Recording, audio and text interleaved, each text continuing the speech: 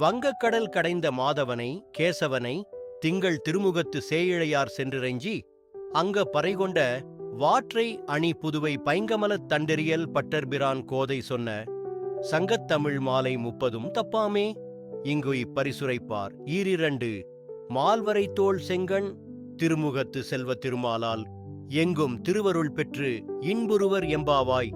பொருள்: அலைகள் நிறைந்த பார்க்கடலை கடைந்த மாதவனும் கேசி என்ற அரக்கனை கொன்ற கேசவனுமான கண்ணனை சந்திரனை போன்ற அழகு முகம் கொண்ட அணிகலன் அணிந்த பெண்கள் சிரமப்பட்டு தரிசித்து பாவை விரத பலன் பெற்ற விபரத்தை ஸ்ரீவில்லிபுத்தூரில் பிறந்த குளிர்ந்த தாமரை போன்ற முகத்தையுடைய பெரியாழ்வாரின் பெண்ணான ஆண்டாள் இனிய தமிழில் 30 பாடல் பாடி பாமாலை தொடுத்திருக்கிறாள்.